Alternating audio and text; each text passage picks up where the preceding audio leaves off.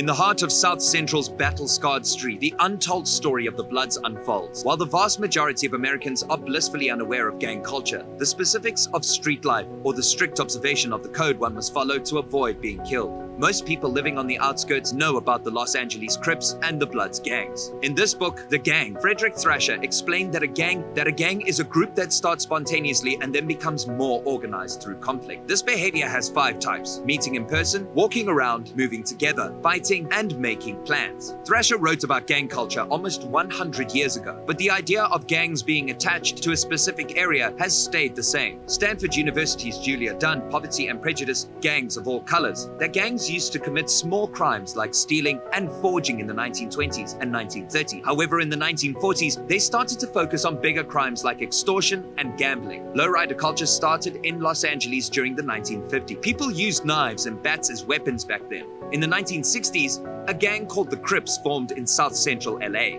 They were more organized and more violent than previous gangs. The gang started in high schools in Los Angeles and then spread to Compton. These groups ended up fighting against each other. In the 1970s, new gangs and leaders were created to defend against the many Crip gangs, specifically the Bloods gang.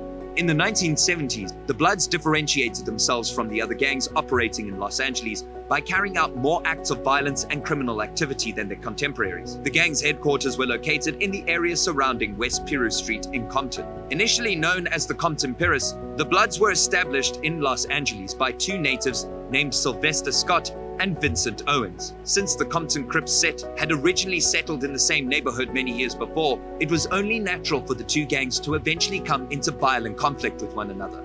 The Compton Pirates were slaughtered because they were outgunned and outnumbered by their opponents. However, as a direct consequence of this, several factions of the Pirates banded together and allied themselves with other, more modest gangs.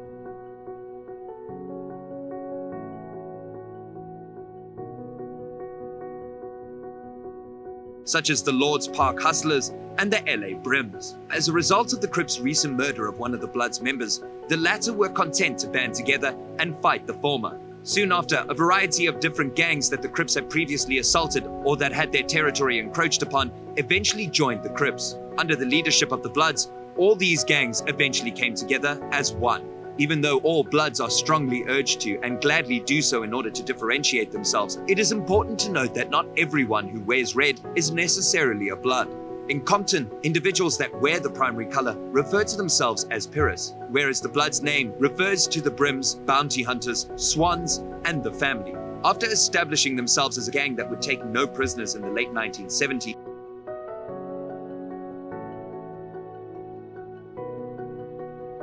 the Bloods, according to what was written by Marcus Hoover, began to claim certain neighborhoods as their territory. Their brutal and bloody gang feud became increasingly violent. In the 1980s, the Bloods gang grew bigger. In the 1980s, the Bloods gang grew bigger. In the early 1980s, around 30,000 gang members from Crips or Bloods groups lived in Los Angeles. During the 1980s, the Bloods grew and changed a lot. Gangs now accept kids as young as 14, but they have to do something violent to prove themselves first. This is called jumping in.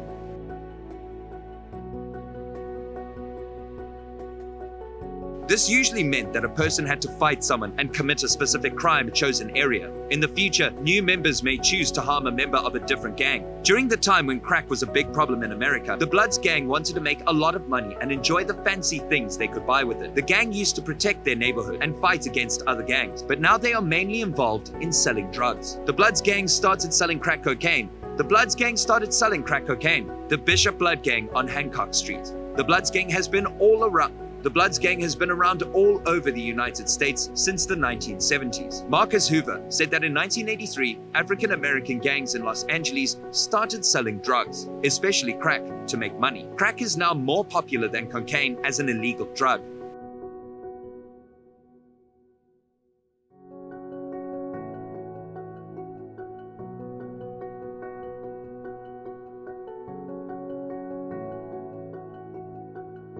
The economic policies of the Reagan era, which were supposed to benefit everyone, did not help the people living in South Central's inner city communities. Selling a lot of cocaine and its crack form, which many people want to buy, seemed like a smart way for the gang to make more money and be more independent. The Bloods started selling drugs to make money because they didn't have many other options due to poverty and unemployment. They had to choose between getting help from the government or turning to crime. Someone could make $300 to $500 per day by selling a small amount of crack in the area. Dunn said that the Crips and Bloods both have a big role in the crack cocaine business all over the country. The business grew quickly and expanded to cities all over the country, so they needed to use more than just local cash exchanges. People would tell others when they are going to a city and find out who is in charge. Then they would meet up and get local protection. This caused a lot more violence in Los Angeles than before, and it wasn't just in certain neighborhoods anymore. The Bloods gang has moved to different parts of the country and can be found in many states, including their prisons. There are many different sets of gangs that fall under the larger group of Bloods and Crips. Surprisingly, the Bloods from Los Angeles have also made their presence known in New York City. They are in charge of many aspects of prison life in places like Rikers Island. Modern Times is a movie. The Bronx District Attorney's Office is a place where lawyers work. Out of 29 people, 14 were charged for being part of the McBalla Bloods gang.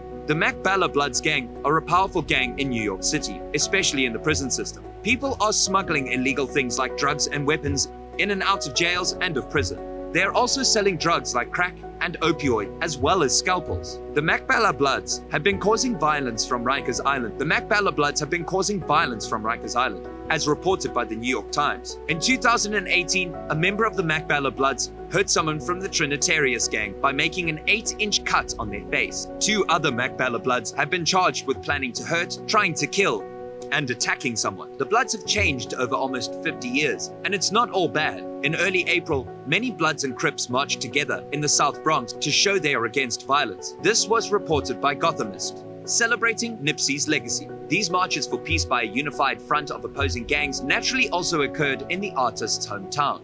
The terrible murder of West Coast rapper and activist Nipsey Hussle inspired these marches, and the artist's hometown was one of the locations. The Unity Walk that took place on April 5th, 2019 featured a large number of Bloods and Crips marching through South Central, as reported by Vibe. We are having a gang truce and rally so that all of the different gangs from LA can get together and celebrate the life and the gift of Nipsey, said Big U, a community leader. We are going to honor Nipsey and pay our respects to him. A significant number of people have been calling in to say that they would like to organize a gathering, attend the vigil, and pay their respects.